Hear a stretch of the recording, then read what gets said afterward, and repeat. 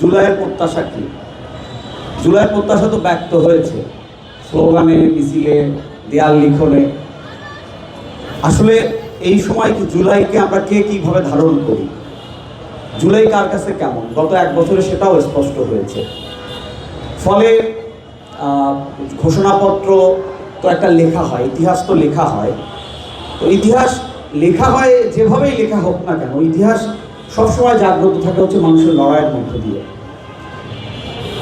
Hasina, Mujib, even মানে তার পরিবারের সব থেকে ছোট ছেলে যে শেখ রাসেলকে নিয়েও গত 16 বছর অসংখ্য বই লেখা হয়েছে। মুক্তিযুদ্ধকে আওয়ামী লীগ তার বাপদাদার সম্পত্তি বানিয়েছে। সেই আওয়ামী লীগ কি হয়েছে? হাসিনাকে কি করতে হয়েছে? পালিয়ে যেতে হয়েছে। সেই ইতিহাস কিন্তু মানুষের মনের মধ্যে জায়গা পায় না। এটাই হচ্ছে ইতিহাস। ইতিহাস জাগ্রত হয় সংগ্রামের মধ্য দিয়ে।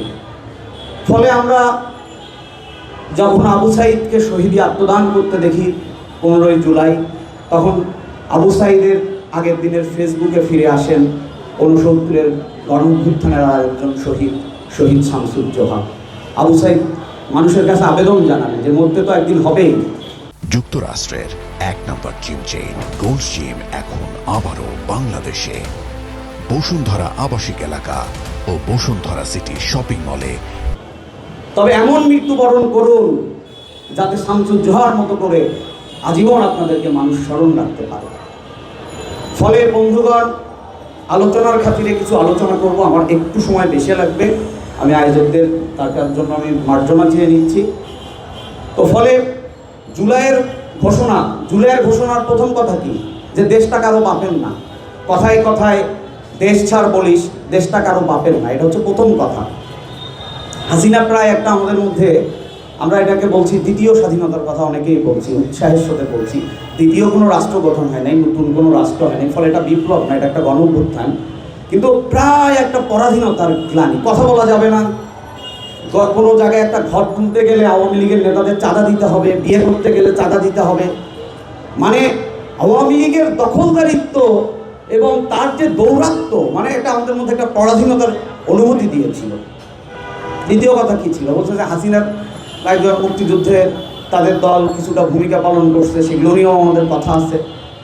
তো বলছে হাসিনার বিকল্প কে, স্লোগান এসছে যে তুমি কে আমি কে, বিকল্প। তারপর সমন্বয়কদেরকে যখন বন্দি করে এই অভ্যুত্থানের মধ্যে স্টেটমেন্ট হাজির করা হয়েছে, তখন বলছে যে বন্দুকের নলে আদায়কৃত স্টেটমেন্ট আমরা মানি না, যে তুমি কে আমি কে, সমন্বয়ক। ফলে জুলাইয়ের যে লড়াই, সেই লড়াইয়ের পরতে জুলাইয়ের আকাঙ্ক্ষা ব্যক্ত হয়েছে।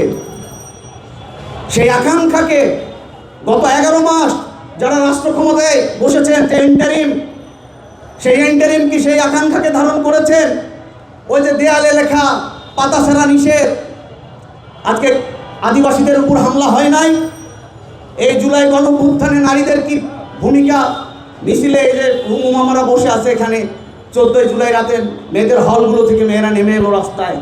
15ই জুলাইয়ের ঘটনা, প্রত্যেকটা কর্মসূচিতে। তারপর অভ্যুত্থানের পরে নারীদের উপর আক্রমণ বাড়ে নাই? নারীদেরকে নানানভাবে হেনস্থা করা হয় নাই? ধর্ষণ বাড়ে নাই?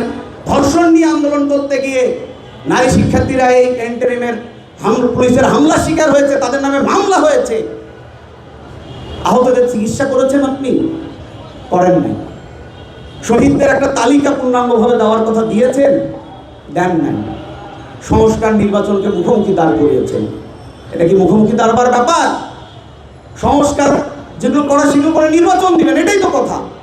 এবং দেখুন, 71কে যেভাবে আওয়ামী লীগ প্রশ্নবিদ্ধ করেছে, 71-এ আমরা দেখেছি যে 71 আমাদের দেশের স্বাধীনতা সংগ্রামের সব থেকে গৌরব উজ্জ্বল একটা অধ্যায়।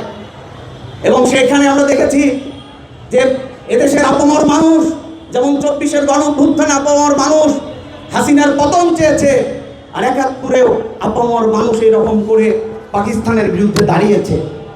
সেই 71-এ আমরা দেখেছি কতিপয় মানুষ আল বদর আল শামস বাহিনী গঠন করে পাকিস্তানি দোসরদের সহায়তা করেছে, যুদ্ধাপরাধ করেছে। 54 বছর পরে সেই যুদ্ধাপরাধ নিয়ে এখনো কথা বলতে হয়। শাহবাগের সেই আন্দোলন মানুষের একটা ন্যায্য দাবিতে আন্দোলন গড়ে ছিল। আওয়ামী লীগ সেই বিচার প্রক্রিয়াকে কিভাবে প্রশ্নবিদ্ধ করেছে আপনারা দেখেছেন। এই যে যুদ্ধাপরাধের বিচারের দাবি সেটাকে তার দলীয় স্বার্থে সে ব্যবহার করেছে। আমরা আতঙ্কিত। 24-কে ওইভাবে আবার 24-এও আমরা দেখছি তার একই রকম ঘটনা। বিচারের যেভাবে প্রক্রিয়া চালু করা হয়েছে, সেই প্রক্রিয়ার মধ্যে আমরা দেখছি যে মামলাগুলো যেগুলো করা হয়েছে, সেই মামলাগুলোর মধ্যে যে মেরিটস থাকার ব্যাপার ছিল সেগুলো নেই। মিথ্যা মামলা করা হচ্ছে, হয়রানি করা হচ্ছে।